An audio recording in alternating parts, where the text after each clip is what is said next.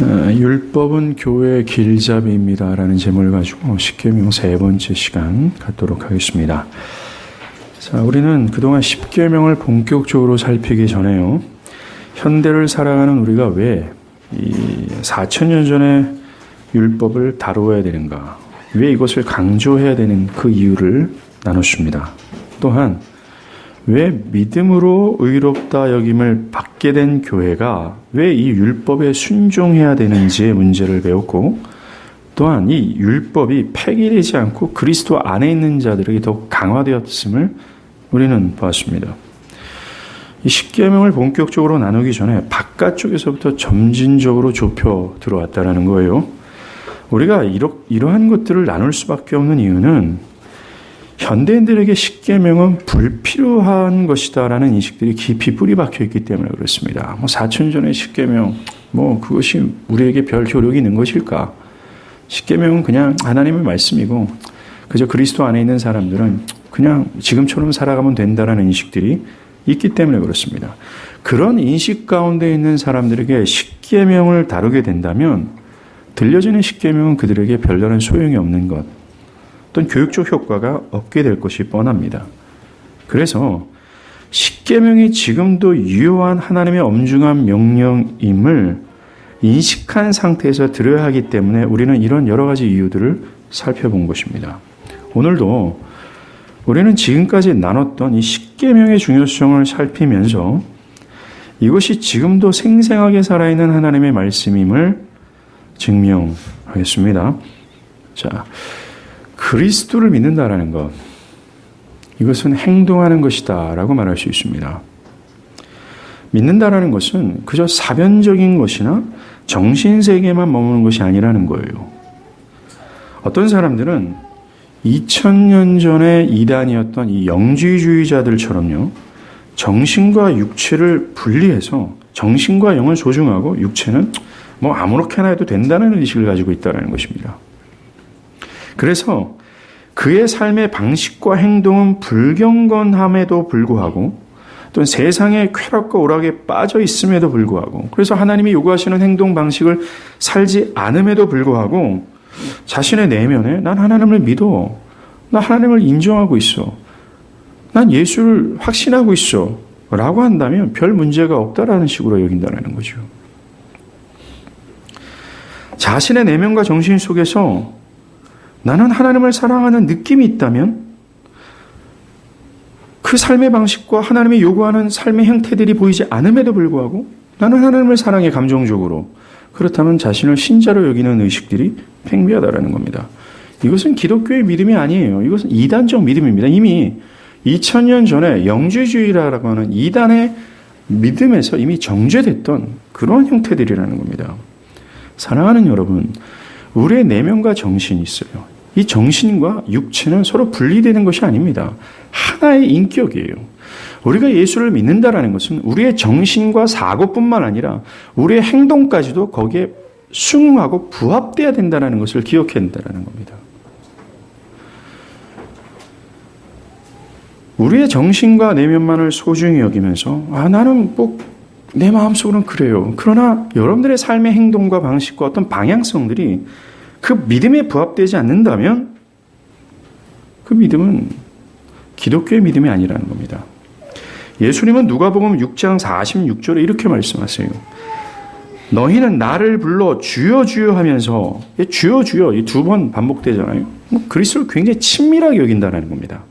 스스로가 나는 하나님과 매우 가깝게 여기는 사람이라고 생각한다는 거예요. 주여 주여 하면서도 어찌하여 내가 말하는 것을 행하지 아니하느냐라고 책망하시죠.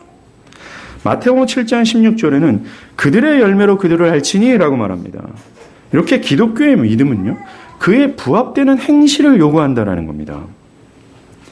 즉 하나님께서 받으실 만한 행함의 열매가 필연적이라는 거예요. 그래서 야고보는 행함이 없는 믿음은 죽은 믿음이다 라고 하면서 이 말을 더욱 강화시키고 있는 거죠. 그렇다면 믿음에 뒤따라야 될 행위가 어떤 것일까? 즉 어떤 행위가 하나님께서 받으실 만한 행위인가? 라는 이 문제의 답이 필요하죠. 믿음의 행위는요, 우리가 신앙한다, 믿는다, 난 믿어서 이렇게 행동한다. 이 믿음의 행위는 자신의 견해에 따라 행하는 것을 의미하지 않습니다. 자신 안에 있는 어떤 희미한 종교성으로 파편적으로 들어가 듣고 경험했던 지식들로 어떤 형성된 모호한 진리 체계를 따르는 것이 아니라는 거예요. 지금껏 교회 생활을 통해서 형성된 자기의 구미에 맞춰진 신앙의 방향성을 따르는 것이 아니라는 겁니다. 이것이 현대 기독교의 가장 큰 문제입니다. 현대인들은 무엇이 하나님께서 받으실 만한 행동인가에 대해서 자기 마음대로 판단해서 자기 소견에 옳은 대로 행한다는 겁니다. 매우 주관적이죠. 그러한 사람들이 그렇게 신앙하는 이 근본적인 동기는 자기 입맛에 맞춰진 신앙적 형태와 자기만이 만드는 진리체계 속에서 그렇게 따라가는 이유의 근본적인 동기는 자기 방정, 헛된 자유를 꿈꾸는 것이 동기라는 거예요. 자신에게는 불편함이 없는 종교생활, 자신에게 손해가 오지 않는 선을 찾아서 자신에게 유리한 쪽을 택하여 그것을 진리로 여기며 따르는 것입니다. 아닙니다. 믿음의 행위는 이미 확립되어진 하나님의 규범을 따라가는 거예요. 그것이 우리가 볼 십계명이라는 겁니다. 이 십계명이요, 우리의 목적지인 하늘 나라로 가는 길의 길잡이가 되는 겁니다. 우리가 십계명을 다뤄야 될 중요한 이유가 이거예요. 현대 기독교는 현재 사랑해야 되고 존경해야 될 유일한 규범을 잃어버렸기 때문입니다. 사사기 시대처럼 하나님의 규범을 따라 살아가는 것이 아니라 자기 소견에 옳은 대로 행하기 때문에 그래요. 이것이요, 비도덕하고 불경건한 삶을 사는 사람들에 해당되는 이야기가 아니라 교회 안에서 마음으로 내재적으로는 하나님을 믿는다고 하면서 그 행위가 뒤따르지 않은 거짓 고백자들을 향한 하나님의 경고의 말씀이에요. 즉, 하나님의 규범을 따르는 것이 아닌 자기의 구미에 맞춰진 자기 스스로가 대한 진리 체계들, 자기에게 손해가 오지 않는 선, 어떤 자기에게 편한 형태의 어떤 종교생활, 우리 진리라고 얘기하는 그렇게 나름대로 소견에 따라 옳은 대로 행한다는 거, 이것이 굉장히 지배적이라는 거예요. 그래서 우리는 기독교 신앙의 유일한 규범이고 하나님께서 받으실 만한 행동, 이 십계명을 알 필요가 있다는 것입니다. 그래서 그 십계명을 따름으로 우리의 믿음을 증명할 수 있어야 된다는 거죠. 그러나 이 신앙을 고백하는 많은 그리스도인들이 이 사실을 반대합니다. 그렇게까지 할 필요가 있습니까? 라는 거죠. 이 사람들은 그리스도를 믿음으로 의롭다 여김을 받은 신자는 더는 율법이 아무 관련이 없다. 그들에게는 그렇게 믿는 거죠. 구원은 율법에 의해서 되는 것이 아니라 그리스도를 믿음으로 되는 것이니 이제는 율법이 소용없는 것이다 라고 주장하는 겁니다. 물론 사실입니다. 신구약 모두가 동일하게 그것을 말하고 있어요. 율법의 행위로는 안 되고 지금 믿음으로 된다는 거죠. 우리는 지난 시간 이것이 신구약 전체의 주장임을 살펴봤습니다. 구약은 율법에 의해서 구원받았다라는 것은 오류라는 겁니다. 아니에요. 구약은 이미 신약과 동일하게 믿음의 문제다라고 얘기하는 겁니다. 구원은 십계명에 순종하느냐 순종하느냐 그렇지 않느냐의 문제에 달려있지 않습니다. 분명히 믿음의 문제죠. 우리가 살펴본 것처럼 이 위대한 복음의 사도인 바울이 이것을 강조했습니다. 갈라디아서 2장 16절이에요.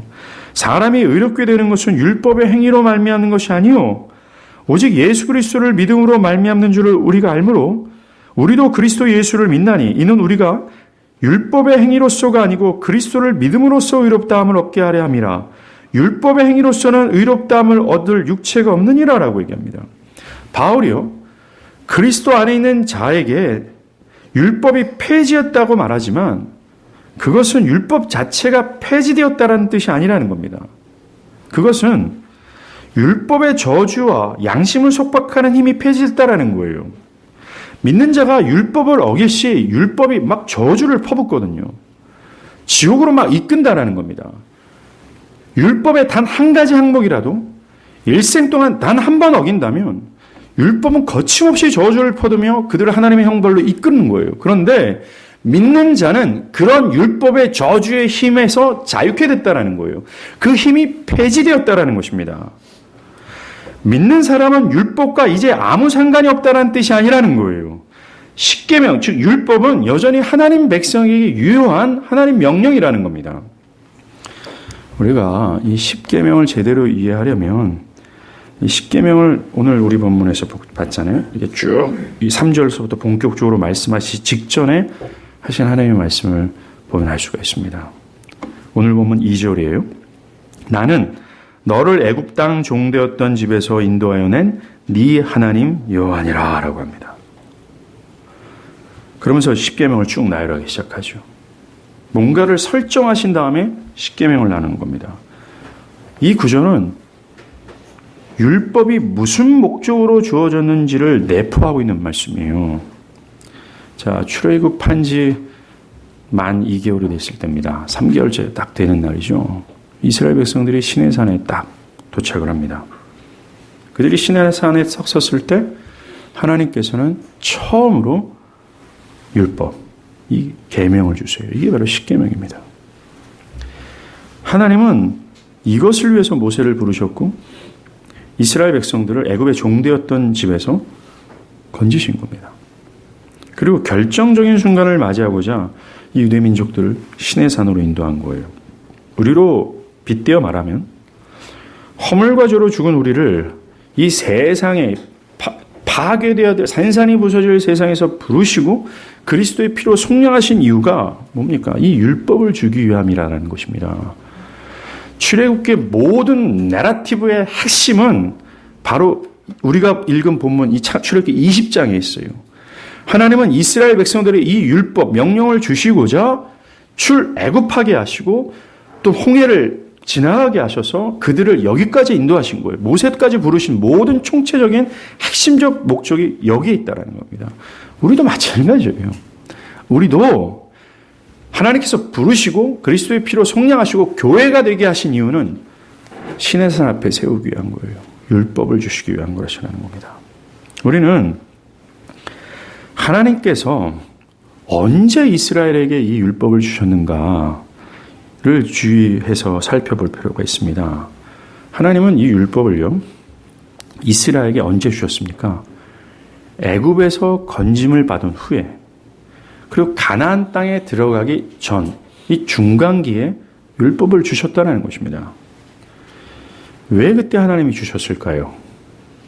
그것은 이스라엘이 애굽의 종되었던 곳에서 건짐을 받은 것이 그들의 순종이나 선행 때문이 아님을 가르쳐 주는 것입니다. 율법의 순종의 여부에 따라 그들이 구원받은 것이 아니라는 것을 가르쳐 주기 위하여 출애굽 후에 율법을 주셨다는 겁니다. 그리고 이스라엘이 애굽에서 건짐을 받게 된 것은 아까 율법과 선행 이게 아니라 그랬어요. 그것은 오로지 하나님의 주권적 은혜였다라는 것을 강조하기 위함이라는 거예요. 이스라엘 백성이 애굽에서 400년이나 있었습니다. 이 애굽과 바로는 악했고 헛된 우상을 섬겼습니다. 그곳에서 이스라엘은 그들과 다를 바가 없었어요. 이스라엘도 우상을 섬겼고 이스라엘도 악했다라는 겁니다. 그러니까 한마디로 이스라엘은 출애굽 하나님의 주권적 은혜로 구원을 받을 자격이 없는 자였다라는 거예요. 어떤 순종의 여부에 따라 주신 것이 아닌 하나님의 주권적 은혜로 그들이 구원을 받았다라는 것을 말해주기 위해서 출애굽 이후에 율법을 주셨다라는 것입니다. 그렇다면 하나님께서 그들이 가나안 땅에 들어가기 전에 율법을 주신 이유가 뭘까요? 그것은 이스라엘에게 율법이 필요했기 때문입니다. 이스라엘은 애굽에서 건짐을 받았지만 아직 가나안 땅에 들어가진 않았어요. 그들의 구원이 성취되지 않았다는 것입니다. 아직 완전히 건짐을 받은 것이 아니라는 거예요. 애굽에서 은혜로 구원을 받았지만 그들은 여전히 애굽의 습성, 애굽의 악함에 깊이 물들어 있는 상태예요. 그래서 가나안에 들어가기 전에 그들은 하나님을 알고 하나님을 어떻게 섬겨야 되는지를 배워야 된다는 겁니다. 레위기 19장의 하나님 말씀처럼 나도 거룩하니 너희도 거룩하라는 이 명령을 율법을 따라감으로 그것을 성취해야 될 필요성이 있었다라는 거예요.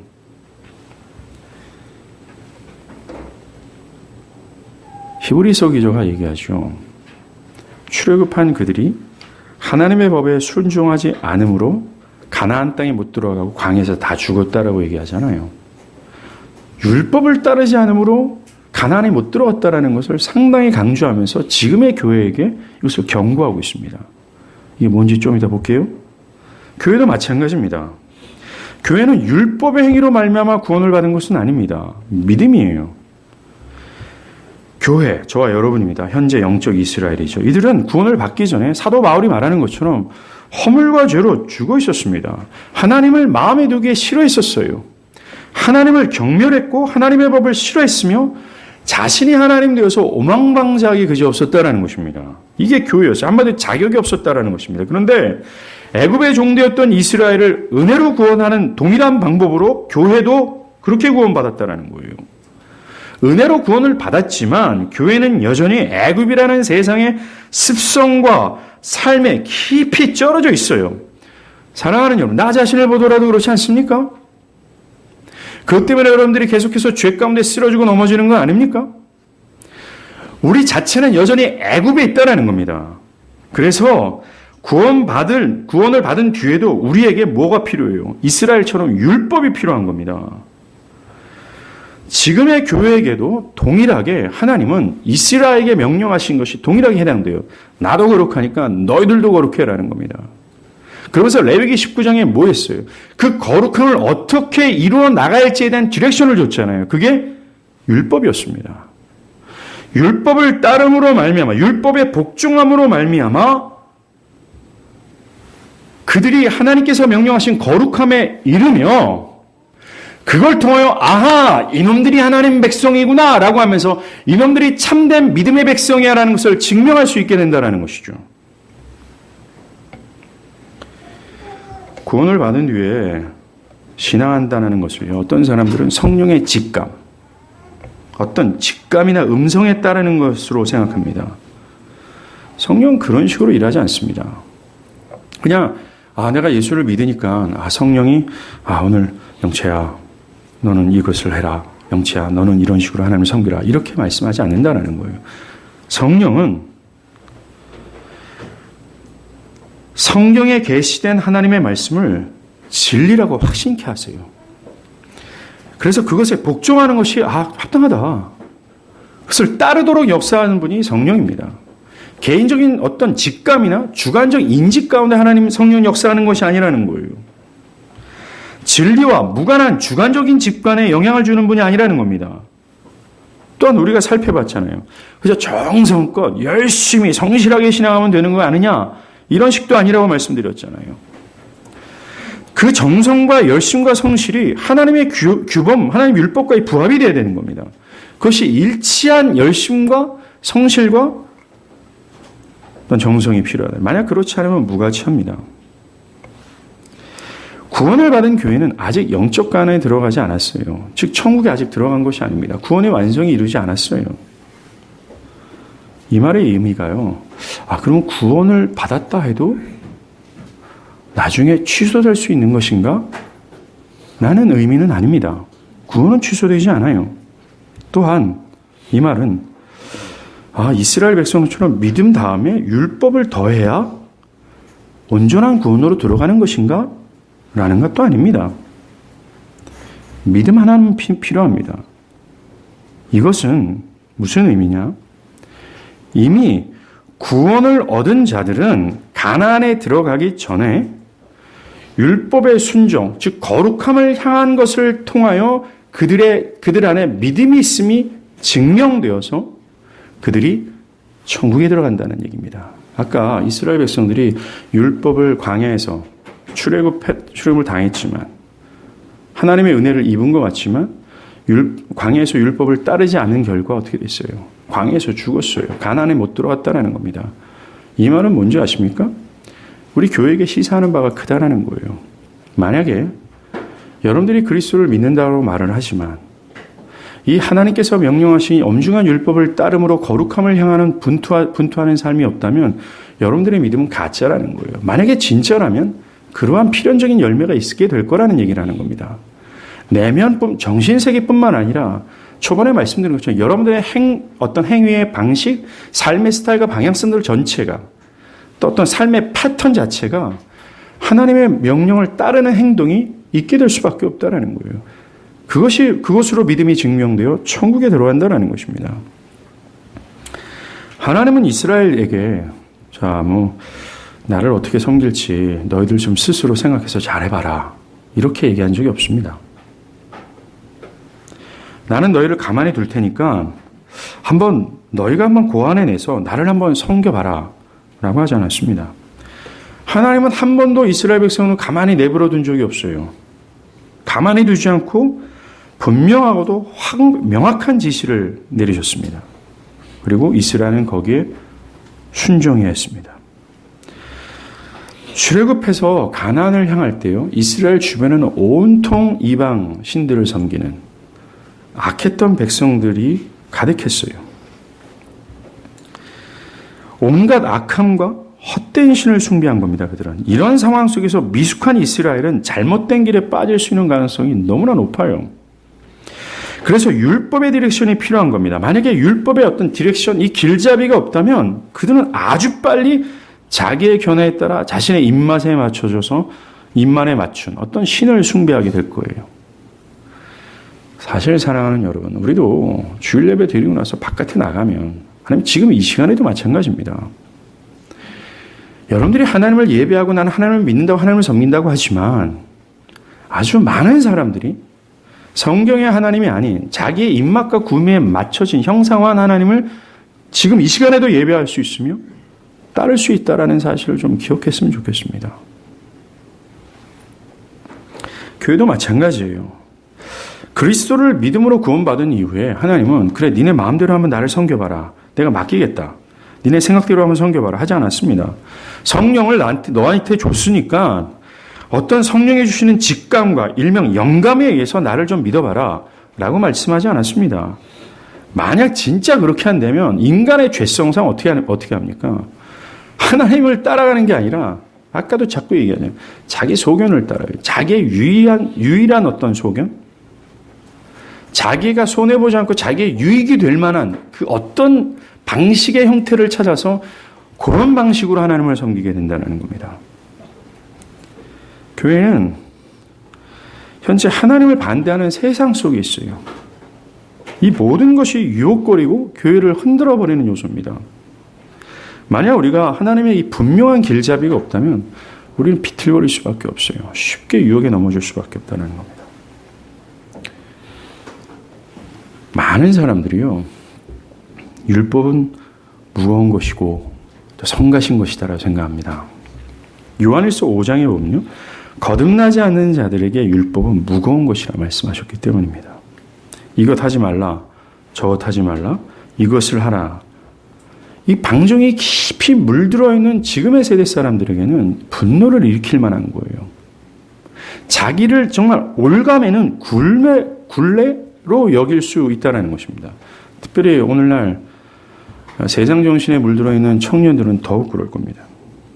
실제로 우리 악한 본성은 율법을 그렇게 바라봐요.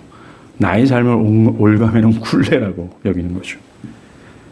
여러분들이 성경의 하나님을 알게 된다면, 그리고 여러분들의 심령이 거듭나지 않는 상태에서 이 성경의 하나님을 알게 된다면 그것이 굉장히 여러분들을 짓누르게 될 겁니다. 이런 어떤 악한 본성으로 이 율법을 그렇게 바라보는 사람들이 있잖아요. 이 사람들은, 과거 사람들은 그렇게 섬기라 그러세요. 나는 내 방식대로 할 거예요. 라고 하면서 자기가 편한 기독교, 자기 멋대로 해도 되는 기독교를 고안해내죠. 그들은 하나님의 권위나 어떤 법체계 안에서 벗어나서 하나님 없는 자유, 자기 임의대로 신앙하고 살고 싶어하는 방종을 향하고 있는 거예요. 내 스스로 난 마음껏 내 자유를 누리면서 살고 싶지만 뭔가 꿀꿀하니까 하나님을 섬긴다라고 얘기한다라는 거죠. 전능하시고 자신을 사랑하시지만 자신의 삶에 개입하지 않는 하나님. 모든 것을 아시지만 나의 모든 상황을 그저 이해하고 너그럽게 받아주기만 하는 하나님을 형상화하고 믿기 원한다는 겁니다. 여호와 하나님의 법 테두리 안에서 벗어나 자신이 하나님 돼서 자기 멋대로 살고자 하는 거예요. 이것이 하나님을 마음에 두기 싫어하는 악한 자들의 본성이라는 겁니다. 로마서 1장 28절의 말씀처럼요. 그러하기에 이런 헛된 자유를 꿈꾸는 인간의 약한 본성에 어떤 분명한 법에 대한 어떤 제한이 없다면 인간은 쉽게 오만방자해서 자기 판단대로 가는 겁니다.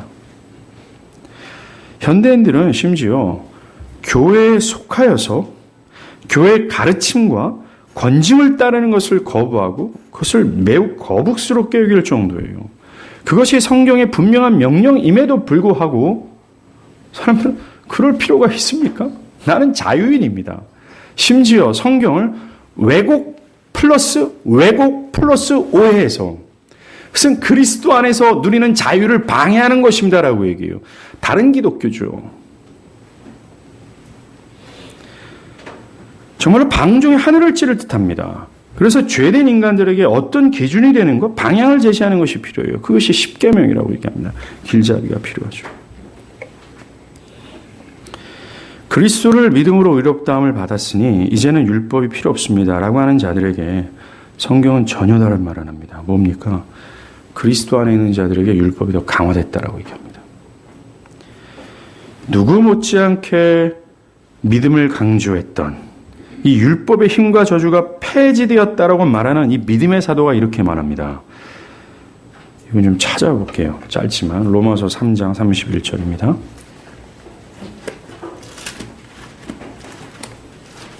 로마서 3장 31절이에요.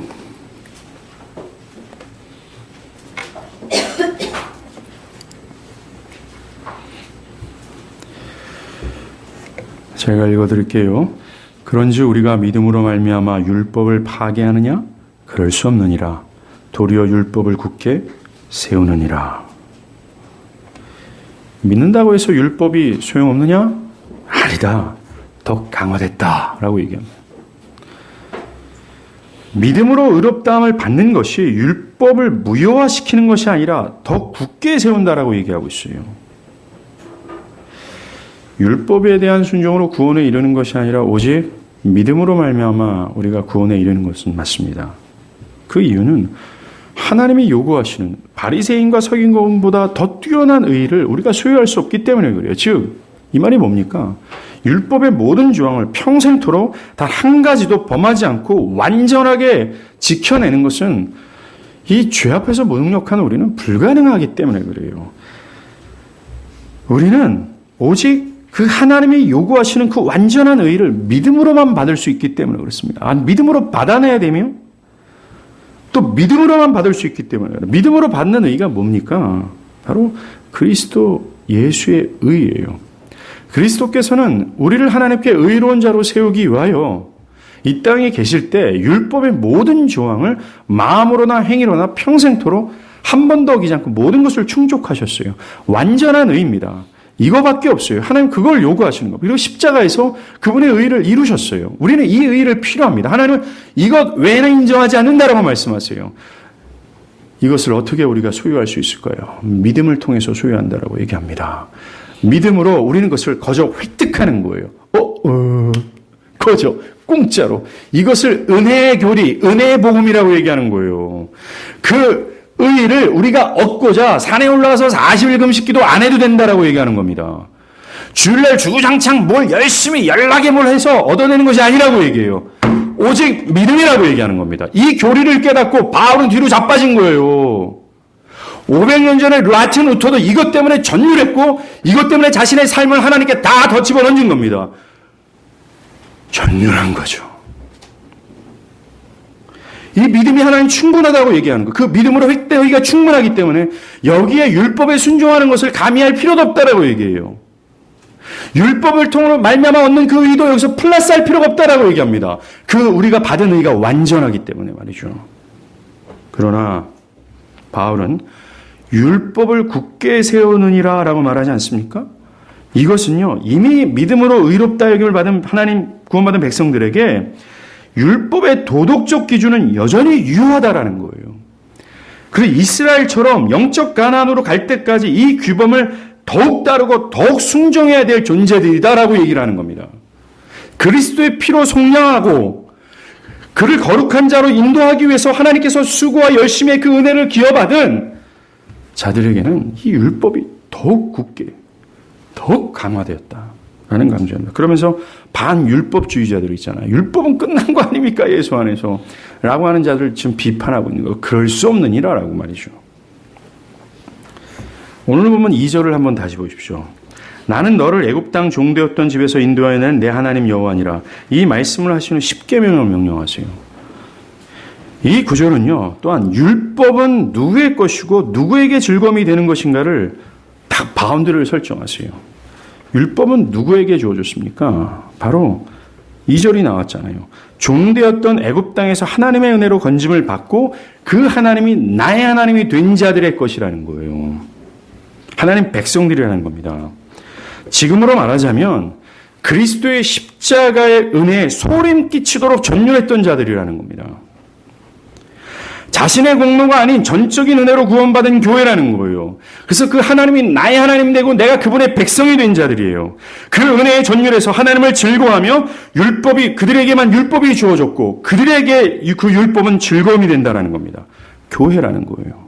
만약에 여러분들이 교회라면 여러분들에게 율법이 주어졌다는 겁니다. 또한 어떤 사람들은요, 무슨 율법은 그리스도와 상관이 없는 거 아닙니까? 심지어 그리스도의 반대, 뭔가 그리스도를 대적하는 것으로 여기는 경향이 있습니다.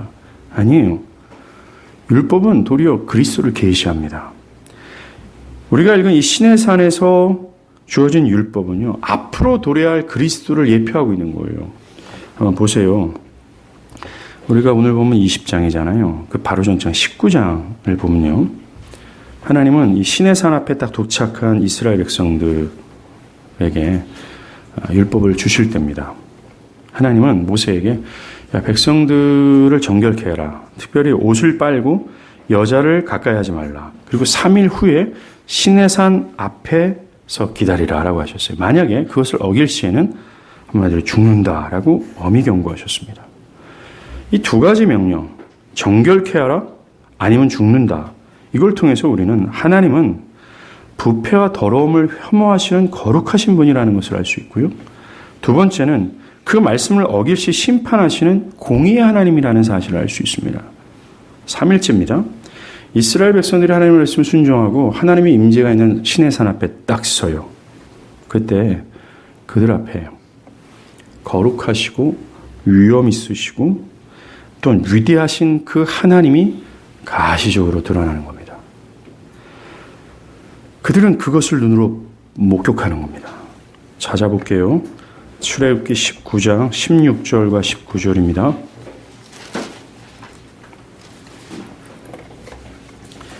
출애굽기 19장 16절에서 19절이에요. 중간중간 제가 한번 읽어볼게요.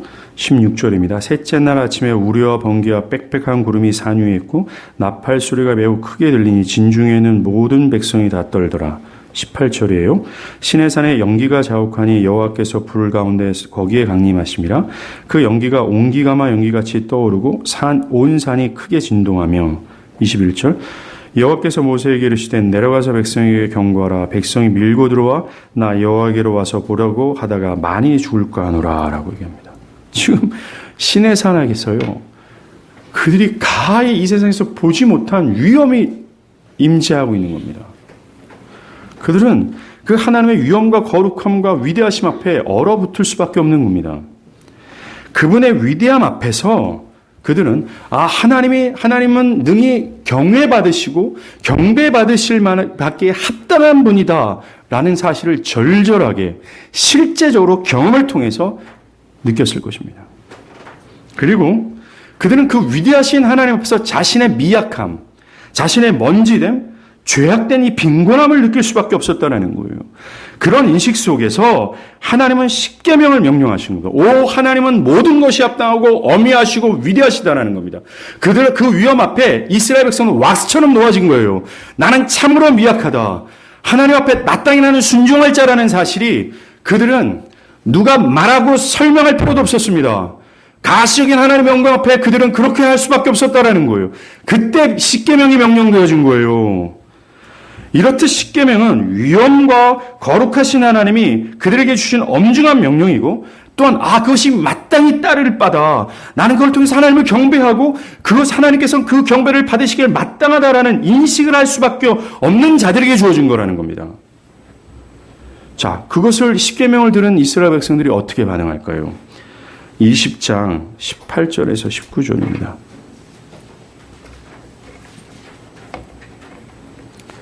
20장 18절과 19절이에요. 뭇백성이 우레와 번개와 나팔 소리와 산의 연기를 본지라 그들이 볼 때 떨며 멀리 서서 모세에게 이르되 당신이 우리에게 말씀하소서 우리가 들리리이다. 하나님이 우리에게 말씀하시지 말게 하소서 우리가 죽을까 하나이다. 하나님 앞에서 십계명을 들은 그들은요, 정말 하나님 말씀 합당하다. 그분을 우러러 볼 수밖에 없는 존재임을 인지했습니다. 내가 그 법을, 그런 하나님의 명령을 내가 기필코 따라갈 수밖에 없다는 것을 인식했을 거예요. 그런데 문제는 그분의 명령을 소홀히 여기시면 안 된다라는 인식과 동시에 부정한 자신들로서는 그 모든 요구를 따라갈 수 없다라는 자신의 무능력을 절절하게 느낄 수밖에 없었다라는 거예요. 여러분들, 우리가 그걸 봐야 되는데 사실 여러분들이 거듭났다면 하나님은 여러분들을 신의 산으로 인도했을 것입니다. 하나님의 어미와 거룩하심 앞에 여러분들이 왁스처럼 녹아지는 경험을 여러분들 성령으로 거듭날 때 경험하셨을 거예요. 그래서 그분은 참으로 합당하다. 그분의 모든 명령을 다 따라야 되는 것이 마땅하다. 그런 신의 산에서 그 하나님을 목격한 이스라엘 백성들은요, 그래 지키다가도 한 가지 어겨도 괜찮지 않을까라는 인식조차를 할 수 없었습니다. 그것으로 그들은 두려워할 수밖에 없었어요. 절망스럽고 한탄입니다. 왜? 지키지 못하기 때문에.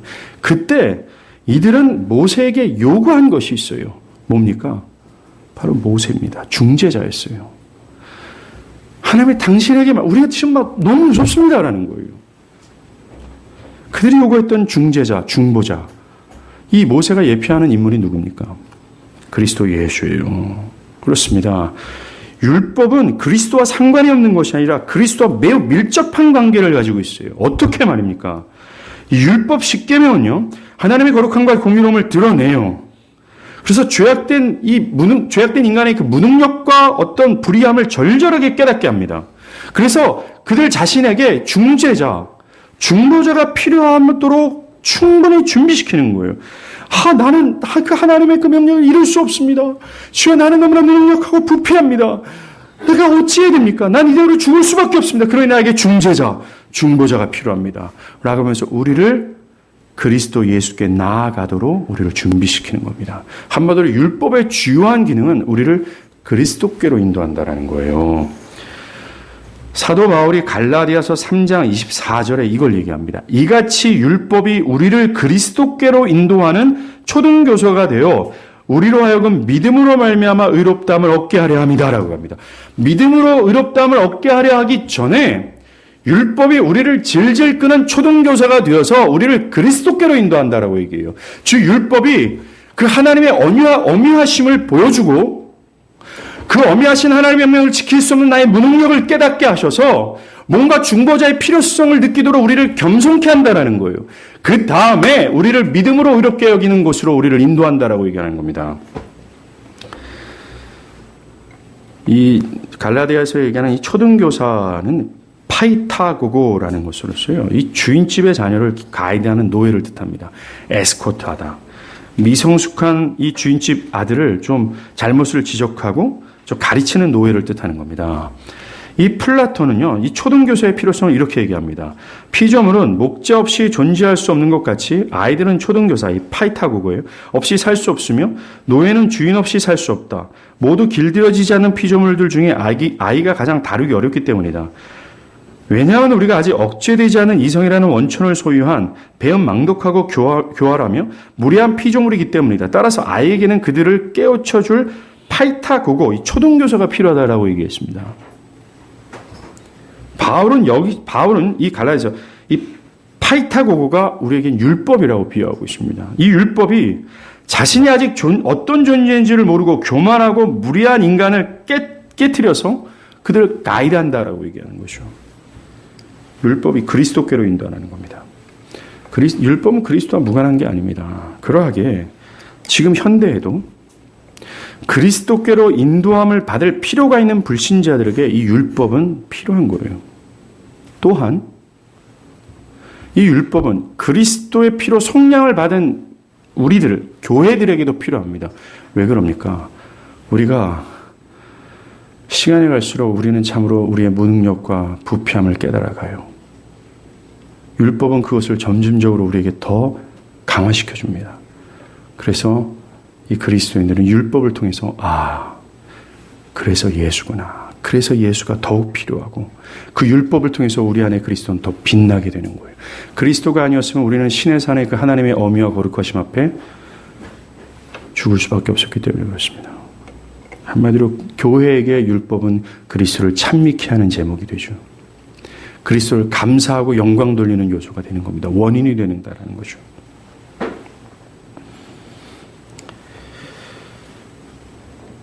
그러하게 우리가 율법을 다음 시간부터 본격적으로 1항을 다룰 텐데요. 이걸 다루면서 하나님을 어떻게 섬길 것인가를 생각할 뿐만 아니라 우리는 먼저 우리의 무능력과 불가능함을 깨달아야 되는 겁니다.